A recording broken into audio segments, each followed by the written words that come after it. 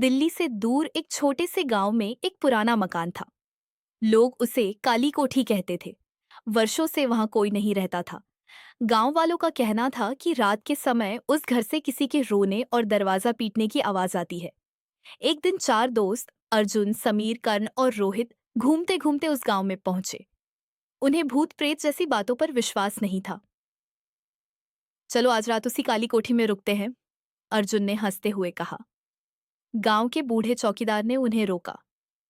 बेटा, रात के 12 बजे उस घर का दरवाजा कभी मत खोलना, चाहे कोई कितना भी आवाज दे।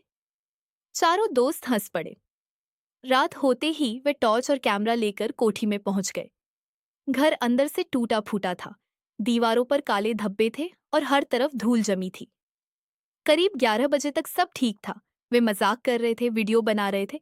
लेकिन जैसे ही घड़ी ने 12 बजाए, थक थक थक, मुख्य दरवाजे पर किसी ने दस्तक दी। कमरे में अचानक ठंडी हवा फैल गई। रोहित डर गया। क कौन होगा इतनी रात को? फिर आवाज आई, दरवाजा खोलो।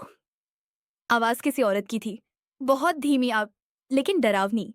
समीर ने हिम्मत करके पूछा, कौन है? कुछ सेकंड तक सन्नाटा रहा। फिर अचानक जोर से दस्तक हुई। धड़ाम धड़ाम। मुझे अंदर आने दो, करण ने डरते हुए कहा। भाई, चौकीदार ने मना किया था। लेकिन अर्जुन हंस पड़ा। ये सब लोगों को डराने का तरीका है। वह धीरे धीरे दरवाजे की तरफ बढ़ा। जैसे ही उसने कुंडी खोली, दरवाजा अपने आप जोर से खुल गया। बाहर कोई नहीं था, सिर्फ घना अंधेरा और मिट्टी में किसी के गीले पैरों के निशान। वे निशान धीरे धीरे घर के अंदर आने लगे। चारों दोस्तों की सांसें रुक गईं।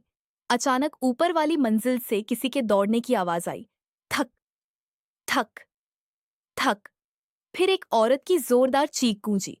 रोहित डरकर बोला, हमें यहां से निकलना चाहिए। लेकिन तभी घर का मुख्य दरवाजा अपने आप बंद हो गया। धड़ाम। अब वे अंदर फंस चुके थे। कमरे की लाइट बार बार जलने बुझने लगी। टॉर्च भी बंद हो गई। अंधेरे में अचानक अर्जुन को किसी ने पीछे से पकड़ लिया।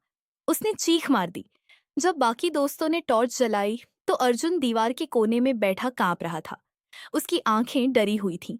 वह बस एक ही बात दोहरा रहा था, वो यही है, वो यही है। तभी ऊपर से किसी चीज के घसीटने की आवाज आने लगी। धीरे धीरे सीढ़ियों से एक औरत नीचे उतर रही थी। उसके लंबे काले बाल चेहरे पर थे। सफेद कपड़े खून से सने हुए थे। उसके पैर उल्टे थे। चारों दोस्त डर से जम गए।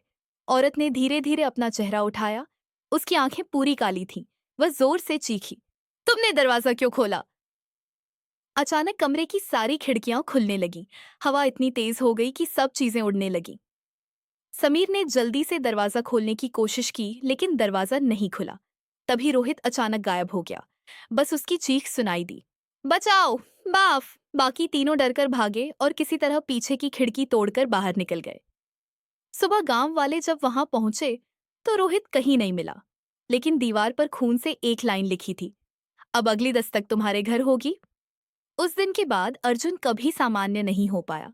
और आज भी हर अमावस्या की रात उस काली कोठी से दरवाजा पीटने की आवाज आती है। थक थक थक।